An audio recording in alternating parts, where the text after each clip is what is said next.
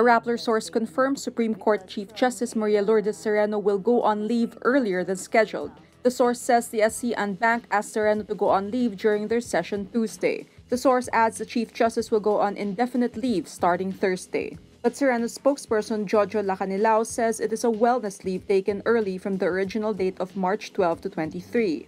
Lacanilao says Sereno will prepare for the Senate trial of her impeachment. The development coincides with the last hearing of the House of Representatives Committee on Justice, which is determining probable cause to impeach her. Still on Sereno, Bureau of Internal Revenue Deputy Commissioner Arnel Guballa says the Chief Magistrate may have violated the country's tax code 6 times. Guballa estimates that Sereno apparently failed to pay the BIR around 2 million pesos, including interest and surcharges. The BIR said Sereno earned over 32.49 million pesos in lawyers' fees for her work in the government's case against the Philippine International Air Terminals Co. Inc. or PIATCO. Guballa adds the BIR is still waiting for additional documents on Sereno's other sources of income during the years covered by their investigation, including the University of the Philippines where Sereno taught law. Presidential spokesperson Harry Roque on Tuesday says he will recommend to President Rodrigo Duterte a United Nations special rapporteur who can be allowed to probe the killings in the administration's war on drugs. Roque, who is concurrent presidential advisor on human rights, makes the statement in response to the call of Iceland for the Philippines to allow an investigation of its drug war.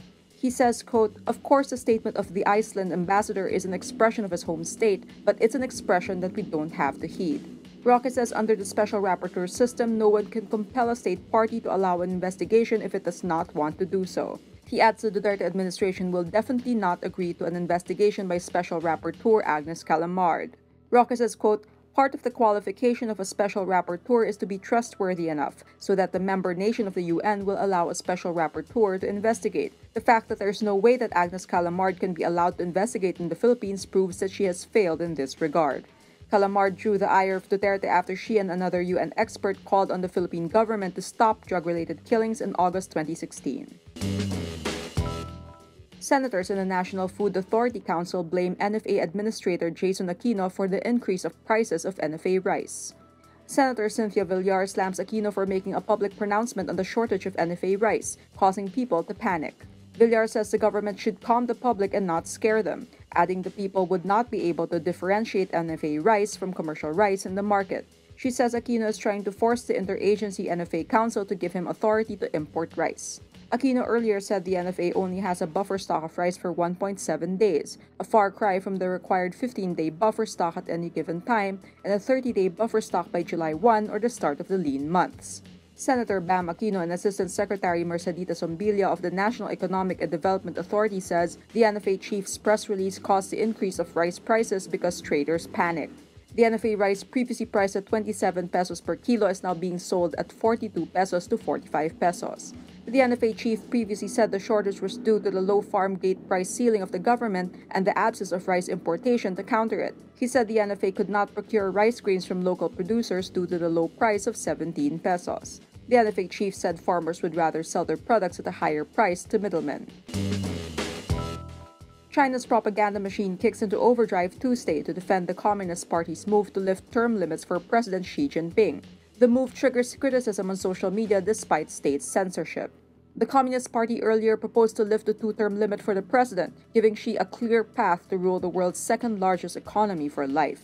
Censors scrambled to block critical comments on social media, but users of the Twitter-like Weibo website continue to speak out on Tuesday. One user says, quote, "So pathetic. We have 1.3 billion people. No one can resist." Censors blocked searches for the phrases "I object," "proclaimed king," "tenure system," and "Winnie the Pooh." Xi has been compared to the portly cartoon bear. Xi is expected to secure a second 5-year term when the rubber-stamped National People's Congress opens its annual plenary session on March 5. British singer Ed Sheeran on Monday is named the best-selling artist in the world in 2017 by the global recorded music industry group IFPI. London-based IFPI says Sheeran's Divide was the best-selling album of last year and Shape of You was the best-selling single.